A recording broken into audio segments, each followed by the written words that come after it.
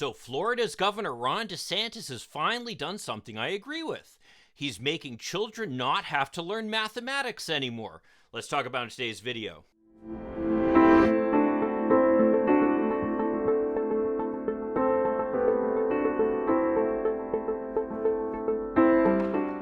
Hi, I'm Mike Greiner. I'm a lifelong Democratic activist who's concerned about the direction our country is taking. I'm also a lawyer and an academic, and I'm here to help you stand up to the BS of the MAGA crowd. So, of course, I'm joking about that. In fact, my father was a mathematician, so although math was never my favorite subject, I certainly understand its importance and why we need to learn it. And in fact, this is where I'm kind of puzzled by this whole move by Ron DeSantis. I mean, Republicans are trying to position themselves as the party of protecting children and taking care of them. And yet, it seems like most parents should be outraged over the fact that he's making sure their children are getting a substandard education. It turns out that the Florida Department of Education rejected almost half of the math books that were submitted for inclusion in their curriculum.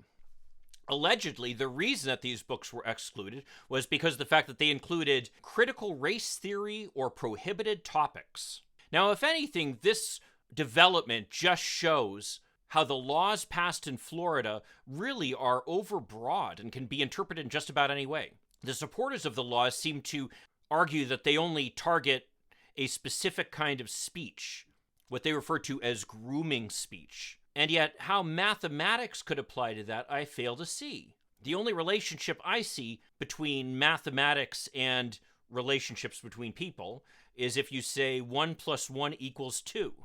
Or maybe then again, they could be referring to where they talk about multiplication.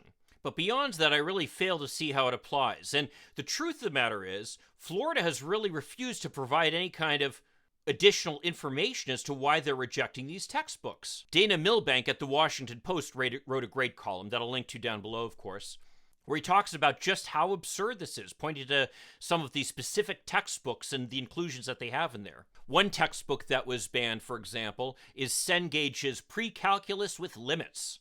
I mean, nowhere in that book is there any kind of mention of anything to do with sexuality in any way, shape, or form, unless, of course, you're referring to where they talk about transformation of functions or regression, which only should outrage people if they don't know the difference between mastication and masturbation.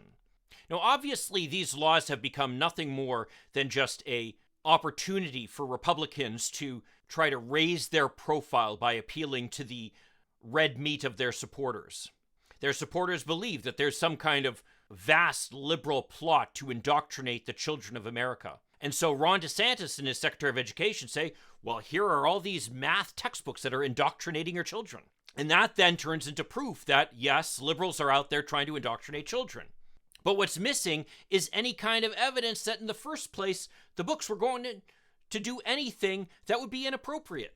I mean, even where some of these textbooks arguably venture into territory outside of mathematics in and of itself, which Pre-Calculus with Limits does not, by the way, some of these textbooks talk about things like building self-awareness, self-management, responsible decision-making, and social awareness and relationship skills. For example, in one textbook, they have cartoon animals help build another's confidence in order to cross a wobbly bridge. Now, one might say that has nothing to do with math, but if you've ever been faced with a difficult math problem, you'd know that has everything to do with math. You need a certain amount of self-confidence to be able to jump into some of these problems. And sometimes getting the encouragement of your peers is exactly what you need to get that done.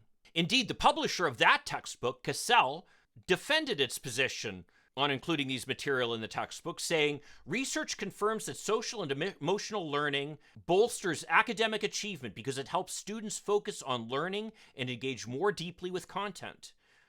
If our nation prioritizes the academic growth of young people, we must also prioritize their social emotional learning. Well, that's a great statement, and I agree with it. And it really points out the fact that this action by the Florida governor has nothing to do with prioritizing the learning of children. But in some respects, that statement goes too far. It's too defensive. Because you have to remember, Ron DeSantis and his Secretary of Education have provided nothing in terms of background as to what specifically is their problem with these textbooks. So until they can point to something specific, we have to just assume that this is just one more example of the right-wing efforts to try to create issues where none exist. Well, if you want to check out a proposal for something that actually will help with our problems in education, why don't you check out this video over here that I did a little while ago. Believe me, the problem with our schools is not the fact that we're teaching our children too much. I'll see you then. In the meantime, let's hope for continued progress. Thank you.